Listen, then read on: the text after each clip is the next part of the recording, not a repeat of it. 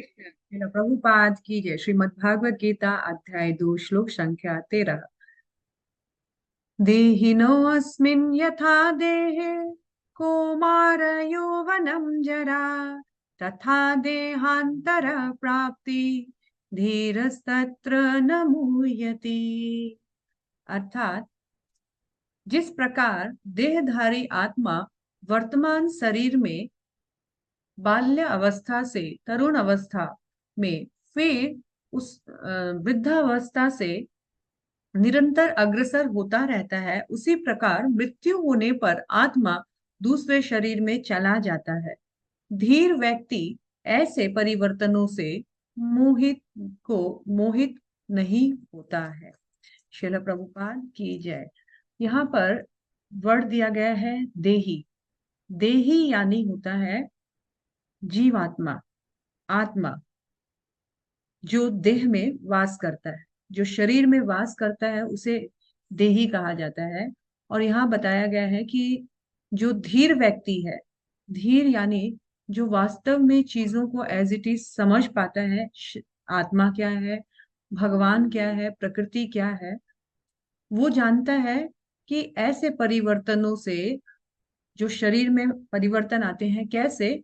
तो शरीर पहले बाल्यावस्था में जन्म लेता है, बाल्यावस्था खत्म होती है तो वो फिर तरुण अवस्था में आता है, फिर तरुण अवस्था खत्म होती है तो फिर वो यौवन अवस्था में आता है, और यौवन अवस्था जब खत्म होती है तो बुढ़ापे में आता है। ये एक नेचुरल प्रोसीड्यूर है जिसमें आत्मा जो है जब शरीर धारण करती है तब वो शरीर एक्टिव होता है, और इस आत्मा के कारण इस शरीर में नए नए चेंजेस आते रहते हैं, फ्रॉम चाइल्डहुड टू बॉयहुड, फिर यंग स्टेज और फिर ओल्ड स्टेज।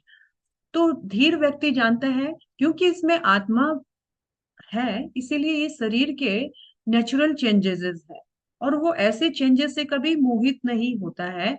उन्हें मालूम है कि अब बुढ़ापे के बाद नेक्स्ट स्टेज मृत्यु है, और मृत्यु के बाद फिर से शरीर जो है एक नया देह धारण करता है। तो यहाँ बताया गया है कि आत्मा जो नया नया देह धारण करती है, आत्मा तो अपरिवर्तनशील है, कभी चेंज नहीं होती है। ये देखिए, आत्मा का कोई साइज शेप कभी चेंज नहीं होता है, लेकिन हाँ शरीर जरूर परिवर्तनशील है। ये शरीर चेंज होते रहता है, लेकिन देही में यानी आत्मा में कोई परिवर्तन नहीं होता है।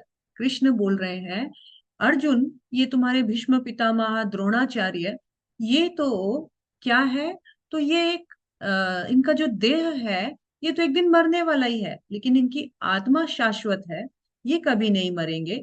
इनको बल्कि ये बूढ़े हो गए हैं, इनको एक नया शरीर मिलेगा नई शक्ति के साथ। अभी ये बूढ़े हो गए, शक्ति कम हो रही है, तुम्हें तो प्रसन्न होना चाहिए कि एक नए शरीर नए शक्ति के साथ यंग एज में वापस आएंगे। और ये मर भी गए तो हो सकता है इन्हें आध्यात्मिक देह प्राप्त हो या स्वर्ग लोक में इनको सुख प्राप्त हो। तुम तो धीर हो ना, और जो वास्तव में धीर है वो ऐसे स्वाभाविक से ना ही तो विचलित होता है स्वाभाविक चेंजेस से, और ना ही मोह से वो दुखी होता है। अर्जुन तुम्हें ये बिल्कुल शोभा नहीं देता है कि तुम शरीर के लिए